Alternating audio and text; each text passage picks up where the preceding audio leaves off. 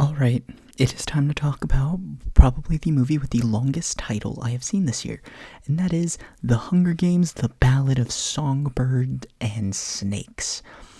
A truly great depiction of the Hunger Games franchise and a great prequel to the movie series. This is easily my second favorite one of the franchise.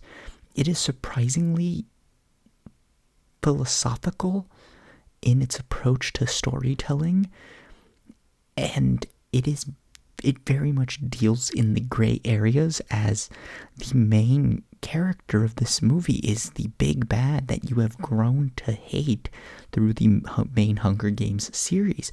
So it's really interesting to see that counter narrative, I think, is the term. I may have just made it up on the spot. Who knows? I highly doubt any of you are going to fact check me. But it's very interesting to see that difference in we're rooting for a guy who in the future is the one we're rooting to defeat. And it's such an interesting take on the whole story. And it really adds another layer of complexity to this narrative that I just really enjoyed. Now, let's talk about the story, where it is actually split into 3 parts. The Academy, I don't remember actually the 3 parts names, but I remember that the middle one was the Hunger Games. So it starts off with the first part is future President Snow, because I thought about the name for a second, looked at it, and I went, nope, not going to try that. President Snow in the academy getting ready to mentor.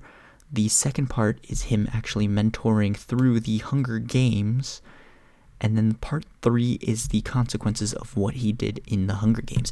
Now, I think the first 2 parts are absolutely solid filmmaking and perfectly paced and everything. The third part is a little more wacky in its pacing and narrative structure, but when that final scene comes in and rolls, it is just phenomenal. It is truly a great film in contrast of each other and in the context of how the story is told. Very good storytelling. I'll give it a solid hand grenade score. I want to now read the book to see how it works in the book.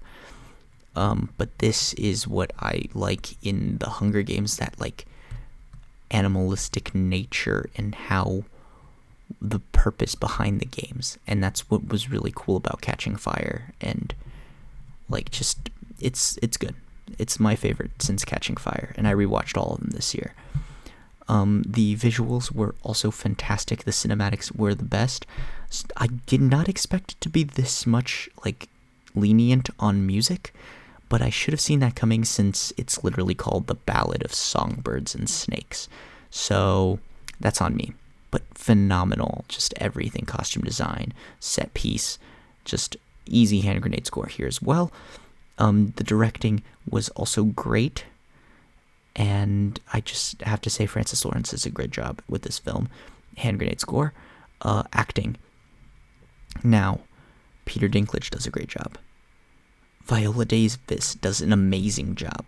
And Tom Blythe, who plays future President Snow, is so phenomenal in this role. It is kind of crazy. I did not expect such high-tier acting from a Hunger Games movie, especially in these roles.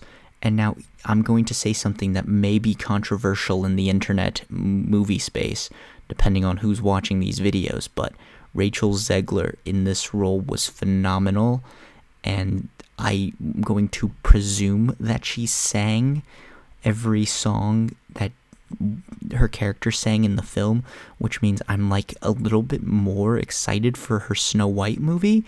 And I think that's controversial still. I'm unsure.